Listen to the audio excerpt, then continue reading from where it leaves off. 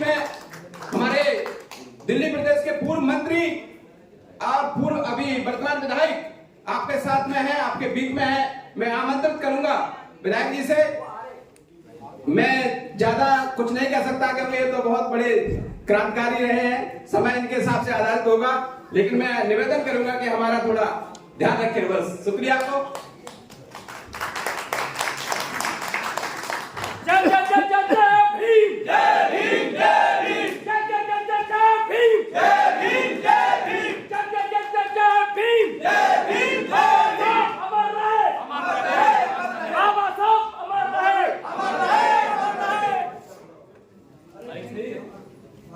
दुनिया को मानवता और शांति का संदेश देने वाले तथागत भगवान बुद्ध, फूले, साहू, अंबेडकर, पेरियार सहित समाज के सभी महापुरुषों के चरणों में कोटि कोटि नमन करते हुए सबसे पहले तो मैं माता सावित्रीबाई फूले, फातिमा शेख और रानी अवंतीबाई लोधी जी को उनके जन्मदिवस पर पुष्पांजलि अर्पित करता हूं और आप सबको बधाई देता हूं। ओबीसी महासभा को विशेष बधाई।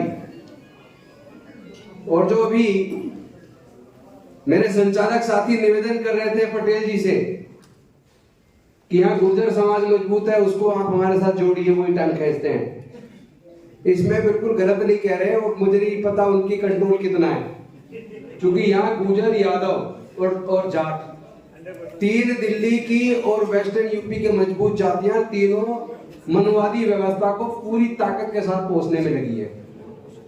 सीधा कह रहा हूं, बुरा लग जाए कोई बात नहीं, बुरा लगना भी चाहिए, लगेगा तो हो सकता थोड़ा सुधार हो जाए, क्योंकि यहाँ तो ये सब बीजेपी को ताकत देने में लगे पड़े। दिल्ली में कहीं चले जाना उनकी बस्तियों में आप, तो बाधा तो यही बन रहे हैं, अपने खुद के जो बदहाली है, जो हकमारी है, उसका कारण हमारे बहुजन समाज के लोग ज्यादा हैं। वो 12% लोग उतने ताकतवर नहीं है कि हमारी हकमारी कर सकें, क्योंकि वो जो कुल्हाड़ी हमारे हकों को काट रही है, उसमें बैठे के तौर पर जो हमारे बहुजन समाज के लोग उसको ताकत देने का काम कर रहे हैं। और आज कई प्रकार की समस्याएं मुंह भाई खड़ी है। जो हमारे पूर्व वक्ताओं ने जो वक्तव्य दिया, मैं उसको रिपीट इसलिए नहीं करूंगा, उन सब लोगों ने बहुत ही महत्वपूर्ण बातें की है, तो उन महत्वपूर्ण बातों को मैं भी चर्चा करूं तो टाइम वेस्ट हो जाएगा। टाइम पहले ही कम है और वक्ता ज्यादा है, तो मैं भी अपने समय को बहुत कम करके सीधे मुद्दे पे आता हूं। आज समस्याएं जो है, उनमें सबसे बड़ी समस्या तो ये है कि इसे बैकवर्ड समाज को, ओबीसी समाज को रिजर्वेशन लेने के लिए 43 साल संघर्ष करना पड़ा। और जब 1990 में 7 अगस्त 1990 को मंडल कमीशन की सिफारिश से लागू करने की घोषणा हुई, पहली बात तो ये बता दूं कि वो मान्यवर कांसीराम साहब ने जो पूरे देश की और दिल्ली की दीवारें नीली की और जो नारा दिया, मंडल कमीशन लागू करो वरना कुर्सी खाली करो, उस नारे की वजह से 43 साल के संघर्ष के बाद सिफारिशें लागू करने की घोषणा तो हुई, लेकिन उसी सर्वोच्च न्यायालय ने उन सिफारिशों को लागू होने पर कोर्ट ने स्टे कर दिया, जिस सर्वोच्च न्यायालय ने संविधान के खिलाफ जाकर ईडब्ल्यूएस के नाम पर बिना मांगे, बिना कोई गठन हुए, बिना कमीशन के, बिना सर्वे के 4 दिन के अंदर ईडब्ल्यूएस के नाम पर और उन 2% लोगों को 10% रिजर्वेशन दे दिया। उसको कोर्ट ने स्टे नहीं किया। तो जो कोर्ट हमारे लोगों को न्याय नहीं दे सकती, उस कोर्ट पे भरोसा कैसे करें? एक तो ये सवाल है। दूसरा सवाल यह है, 49.5% रिजर्वेशन एससी, एसटी, ओबीसी तीनों को मिलाकर, जिसकी जनसंख्या कम से कम 85 से 88% के बीच है, उसके लिए तो दिया जा रहा है 49.5% पेपर पे, और जिसकी जनसंख्या 12% है उसको पेपर पे दिया जा रहा है 50.5%। लेकिन प्रैक्टिकल सच्चाई क्या है? प्रैक्टिकल सच्चाई ये है कि वो जो 12% है जनसंख्या में, जिसके लिए पेपर पे 50.5% रिजर्वेशन दे रखा है, उनको वैकेंसी जब निकलती है उनको दिया जा रहा 72%।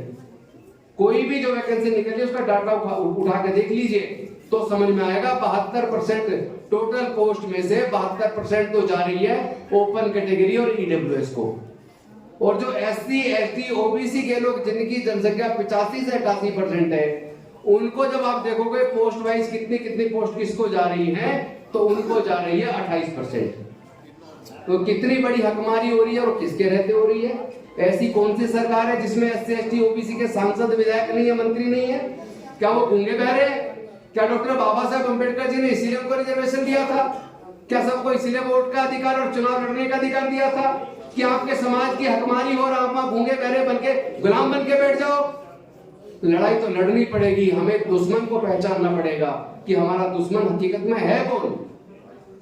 हमें ऐसे लोगों को और ऐसे पार्टियों को और ऐसे नेताओं को पहचानना पड़ेगा कि बहुजन समाज की हकमारी कौन मार कर रहा है और हकमारी करने में उनका सहयोग कौन दे रहा है। अब मुझे एक सवाल मैं आप सबसे पूछना चाहता हूं, जहां तक महिला आरक्षण की बात हो रही है, अगर जाति की जनगणना नहीं होगी, सेंसस नहीं होगी, उसका डाटा नहीं होगा कि ओबीसी की जनसंख्या कितनी है, तो फिर उस महिला रिजर्वेशन के अंदर ओबीसी को रिजर्वेशन कैसे देंगे? तो जो पार्टियां जातिगत जनगणना करवाने के लिए खुल के सामने आने को तैयार नहीं है, ऐसी पार्टियों को हमारे समाज के लोग वोट क्यों देते हैं? ये सवाल समाज के लोगों से पूछना पड़ेगा। उन्हें समझाएगा कौन? भाई एक बात बताओ, एक समय हम लोग पढ़ते थे, एक महाकाव्य था महाभारत, उसके अंदर पांडवों ने द्रौपदी को दांव पे लगा दिया, और एक आज ऐसी सरकार है जो सत्ता पाने के लिए जिसने राम को दांव पे लगा दिया। वो राम को दांव पे लगा सकते हैं, आप अपने अहंकार को खत्म नहीं कर सकते। एससी एसटी ओबीसी के लोग एकजुट नहीं हो सकते, हकमारी करने वाले लोगों को ठिकाना नहीं लगा सकते। संविधान बचाने की बजाय मनुस्मृति से संविधान लागू करने वालों को ताकत दे रहे हो, शर्म नहीं आती तुम्हें? डूब मरना चाहिए तुम्हें। तुम्हारे समाज की हकमारी हो रही है, तुम्हारी बहन बेटों की इज्जत की जा रही है, तुम्हारी बच्ची जलाई जा रही है, तुम्हारी युवा की हत्या की जा रही है, और तुम ऐसे हथियारों को ताकत देने में लगे हो। नफरत पैदा करने वाले, देश के अंदर जाति धर्म के नाम पर उन्माद पैदा करने वाले पूरे देश पे हावी हो गए। पूरे देश का मीडिया पूरा बिक गया है, पूरा का पूरा गुलामी स्वीकार कर ली है। मैं आप सबसे पूछना चाहता हूं बहुजन समाज के लोगों से, क्योंकि जब बहुजन समाज की बात होती है, जब बैकवर्ड क्लास की बात होती है, उसका मतलब कि अति पिछड़ा वर्ग नहीं है, उसका मतलब है एससी एसटी ओबीसी, पिछड़े वर्ग का मतलब। और अगर मैं पिछड़े लोगों की बात करूं तो माइनॉरिटीज के अंदर, मुस्लिम के अंदर 90% ओबीसी है, 90% शूद्र है। क्रिश्चियनिटी के अंदर 99.9% शूद्र है। सिखों के अंदर 70% से ज्यादा शूद्र है। उस सबको भी जोड़ लो, और उस सबको जोड़ने के बाद एक बहुजन समाज बनता है। समय ध्यान रखे तो मैं समय मेरा खत्म हुआ, मैं यही खत्म कर देता हूं, फिर ज्यादा बोल के कोई फायदा नहीं है। बस एक बात कहूंगा, ये समय की मांग है, हमें यूनिटी की जरूरत है। उन्होंने बस 1 मिनट होने में जाए तो देखो भाइयों, हमें पहले तो मनुस्मृति के द्वारा पढ़ने पर, संपत्ति पर, व्यापार पर धार्मिक बंदिश लगा के रखी लगभग 2500 साल तक। बाबा साहब ने रास्ता तो खोल दिया आगे बढ़ने का, लेकिन अब उन्होंने बिना धार्मिक बंदिश लगाए, बिना कानून बनाए एजुकेशन को आपसे छीन लिया इस बहुजन समाज से, क्योंकि इतना महंगा एजुकेशन कर दिया कि आपके बच्चे हायर एजुकेशन ना ले पाए, और 12वीं तक पढ़ के आपके बच्चे कुछ बन नहीं पाएंगे। तो जब पढ़ाई इतनी महंगी कर दी कि आपके बच्चे पढ़ ही ना पाए, इसका मतलब पढ़ाई आपसे छीन ली। और इतने साल लगे संघर्ष करके रिजर्वेशन लागू कराने में, तो सारे सरकारी संस्थान प्राइवेटाइज करके आपकी नौकरी छीन ली। इतना पैसा आपके समाज के पास है नहीं कि व्यापार कर ले, तो आपके आगे बढ़ने का रास्ता पूरी तरह बंद कर दिया।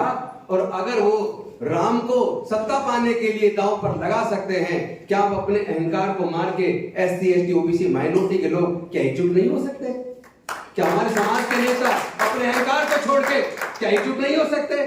तो मैं आह्वान करता हूं अपने सारे नेताओं से, इंक्लूडिंग बहन मायावती जी से भी, अखिलेश यादव जी से भी, तेजस्वी जी से भी, नीतीश जी से भी, स्टालिन साहब से भी, सब लोग मिलके एकजुट हो जाओ। पूरा समाज तुम्हारी तरफ देख रहा है। एक आशा भरी उम्मीद की किरण से देख रहा है। और जो भी समाज, जो भी हमारा नेता इस बहुजन समाज के एकीकरण में बाधा बनेगा, उसको समाज का और देश का गद्दार घोषित करेंगे, उसको संविधान का गद्दार घोषित करेंगे। संविधान बचाना है, मनुस्मृति को किसी भी कीमत पर वापस हम नहीं आने देंगे। और इसमें अगर एक और चीज बाधा बनती है, वो है ईवीएम। अब ईवीएम को किसी भी कीमत पर ईवीएम से चुनाव नहीं होने देंगे, क्योंकि ईवीएम में चोरी है, ईवीएम में चोरी है, ये प्रूफ हो चुका है। आईएएस रिटायर, तो आईएएस जो जिसने नौकरी भी छोड़ दी, वो जो हमारे कन्नन गोपीनाथन जी ने, उन्होंने तो प्रूव कर दिया कि किस तरीके से ईवीएम धोखा है, ईवीएम के द्वारा चोरी, चूंकि वो कुल इलेक्ट्रॉनिक इंजीनियर है, बाद में आईएएस बने। तो जब साबित हो गया, इलेक्शन ऑफिसर रहते उन्होंने साबित कर दिया कि ईवीएम में चोरी संभव है, और यही बैठ के मंगलयान और चंद्रयान उड़ाया जा सकता है, उसको रिपेयर किया जा सकता है नीचे बैठे बैठे। तो ये मशीन कौन सी बड़ी चीज है। इसलिए ईवीएम जब तक रहेगा तब तक ये कहेंगे 400 पार। इसलिए ईवीएम इस बार किसी कीमत पर चुनाव ईवीएम से नहीं होने देंगे। बैलेट पेपर को वापस लाना होगा, देश के संविधान को बचाना होगा, तभी हम देश के लोकतंत्र को बचा पाएंगे, और तभी बहुजन समाज की इस हकमारी को हम रोक पाएंगे। चूंकि हकमारी तब तक चलती रहेगी जब तक आप इनसे मांगते रहोगे। अरे जो छीनने वाला उससे हाथ जोड़कर मांग लो, ये दे दो वो दे दो, हुक्मरान बनो और अपने आप ले लो। धन्यवाद। नमो बुद्धाय। जय हिंद, जय भारत।